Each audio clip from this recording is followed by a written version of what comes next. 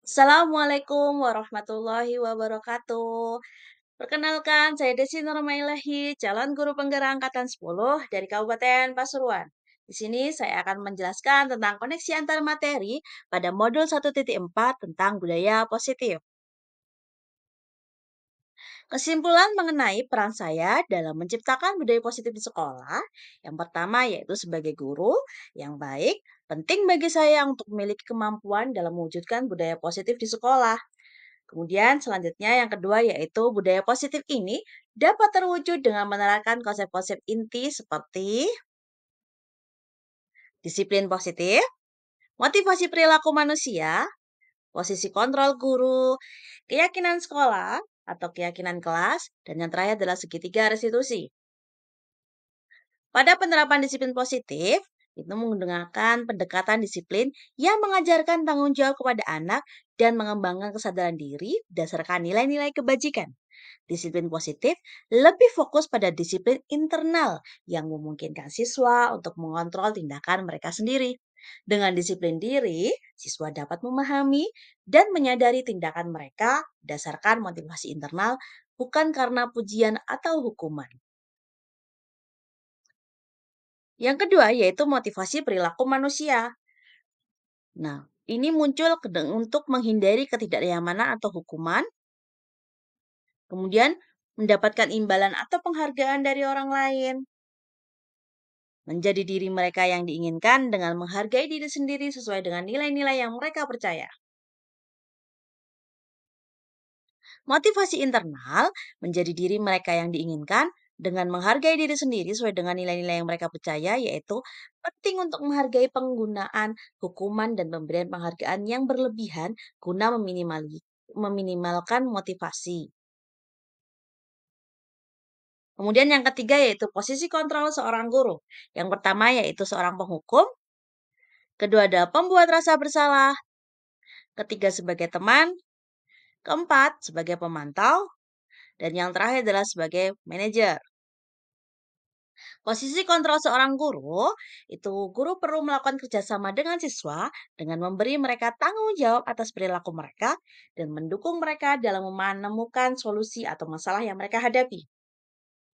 Posisi manajer mengacu pada restitusi yang memungkinkan siswa untuk menjadi manajer bagi diri mereka sendiri dan menciptakan identitas positif serta keberhasilan dalam diri mereka. Selanjutnya tentang keyakinan kelas atau keyakinan sekolah.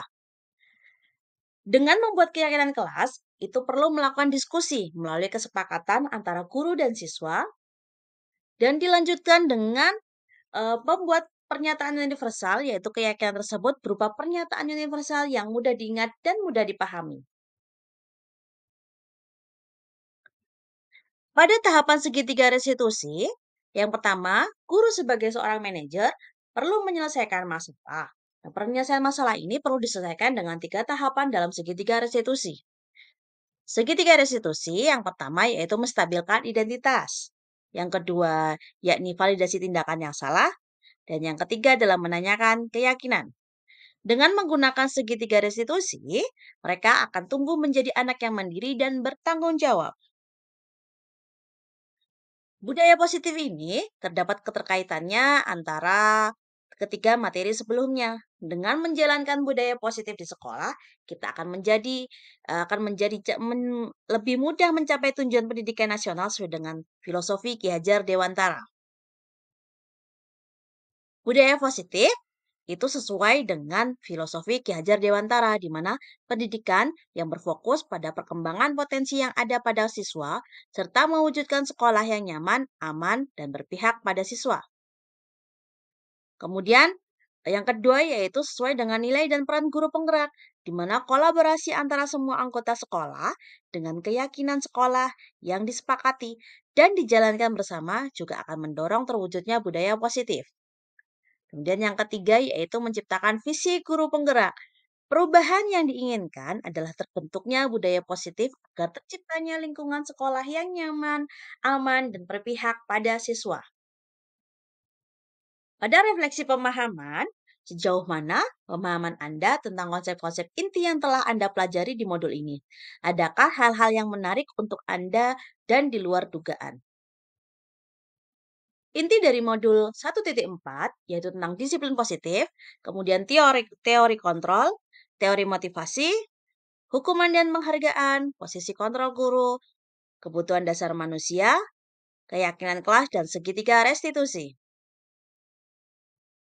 Pada refleksi pemahaman selanjutnya, saya memahami bahwa semua konsep tersebut harus benar-benar dipahami dan diwujudkan dalam tindakan, serta disampaikan dan dibagikan kepada rekan-rekan guru di sekolah. Salah satu hal yang menarik bagi saya adalah saat mempelajari motivasi perilaku manusia terkait tentang penghargaan. Saya menyadari bahwa penghargaan ternyata dapat memiliki dampak negatif bagi siswa, seperti merusak hubungan, mengurangi ketepatan, menurunkan kualitas, dan mematikan kreativitas. Penghargaan itu juga bersifat menghukum. Selanjutnya, yaitu perubahan apa yang terjadi pada cara berpikir Anda dalam menciptakan budaya positif di kelas maupun di sekolah Anda setelah mempelajari modul ini. Selama ini, saya berada di posisi pembuat rasa bersalah dan penghukum sebagai posisi kontrol saya di sekolah. Hingga menyadari saya bahwa seharusnya posisi saya adalah seorang manajer yang membimbing siswa untuk menjadi lebih baik lagi. Kemudian, pada refleksi pemahaman selanjutnya, yaitu pengalaman seperti apakah yang pernah Anda alami terkait penerapan konsep-konsep inti dalam modul budaya positif, baik di lingkungan kelas maupun di sekolah Anda. Untuk menerapkan segitiga restitusi, saya sudah mulai menerapkan segitiga restitusi dalam menyelesaikan permasalahan siswa, seperti siswa yang tidak yang jarang masuk sekolah. Dengan menerapkan 3 tahapan, yaitu menstabilkan identitas, memvalidasi tindakan yang salah, dan menanyakan keyakinan kelas. Bagaimanakah perasaan Anda ketika mengalami hal-hal tersebut? Perasaan saya sungguh sangat termotivasi untuk terus memperbaiki diri sesuai dengan nilai-nilai budaya positif yang ada di sekolah. Menurut Anda, terkait pengalaman dalam penerapan konsep-konsep tersebut, hal apa saja yang sudah baik dan yang perlu diperbaiki? Hal yang sudah baik adalah mulai munculnya motivasi intrinsik dari dalam diri murid untuk menerapkan budaya positif di sekolah. Dan yang perlu diperbaiki dalam posisi kontrol guru seharusnya berada di level manajer. Karena selama ini saya masih berada di level penghukum dan pembuat rasa bersalah.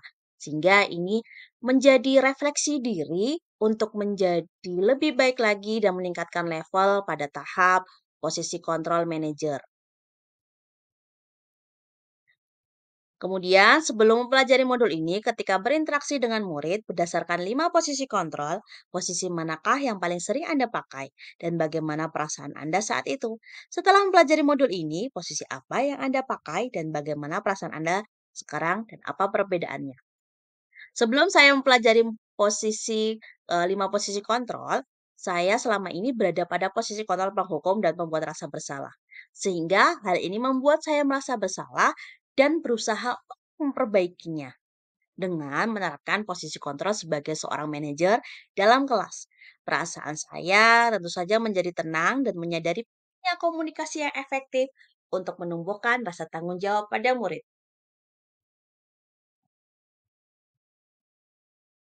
Pada pertanyaan selanjutnya, sebelum mempelajari modul ini, pernahkah Anda menerapkan segitiga restitusi ketika menghadapi permasalahan murid Anda? Jika iya, tahap mana yang Anda praktekkan dan bagaimana Anda mempraktekannya?